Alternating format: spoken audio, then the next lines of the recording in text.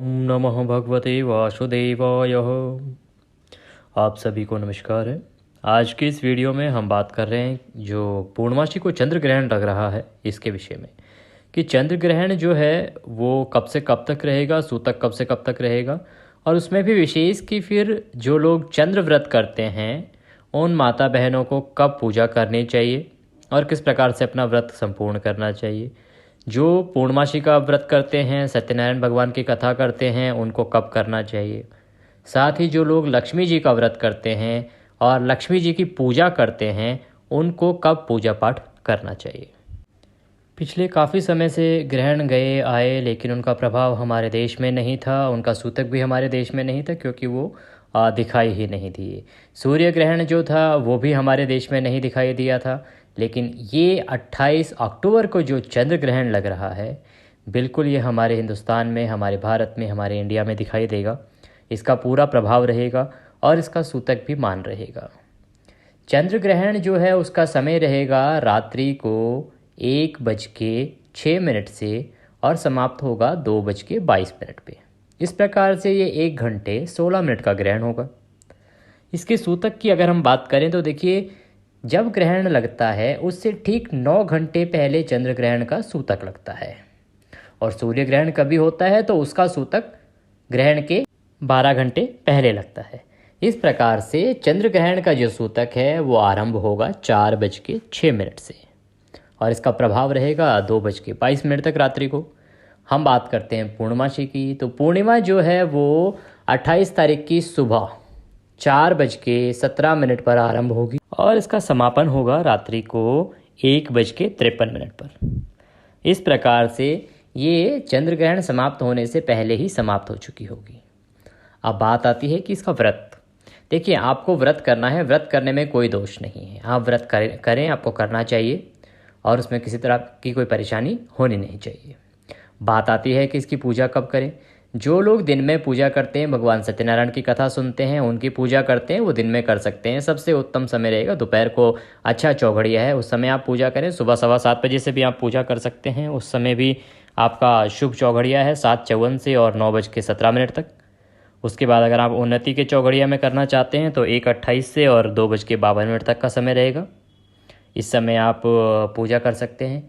लक्ष्मी जी का पूजन भी आप इस समय कर सकते हैं। अगर आप लक्ष्मी जी का पूजन करते हैं तो आप इसी समय में पूजा करें, क्योंकि रात्रि को पूजा संभव नहीं है, वो नहीं की जा सकती। अगर आप अमृत के चौघड़िया में करते हैं तो वो रहेगा 2:52 से और 4:16 तक शाम को।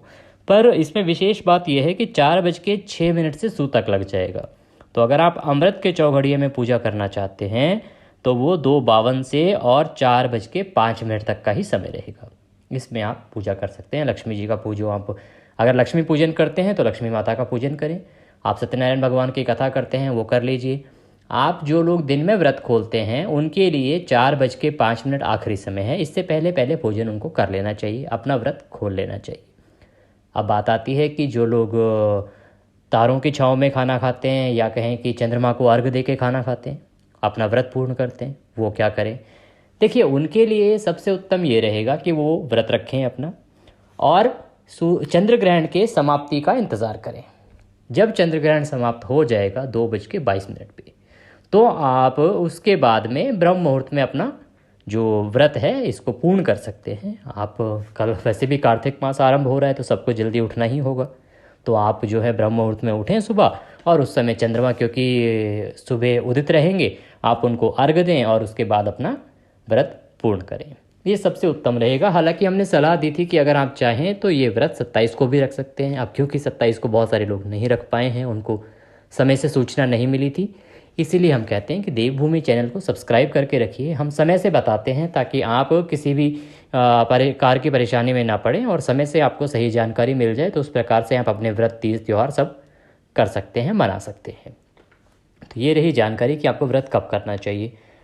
बात आती है कि ये जो पूर्णिमा है इसको शरद पूर्णिमा कहते हैं, कार्तिक मास का आरंभ हो रहा है, तो इस दिन खीर बनाने का बड़ा महत्व है।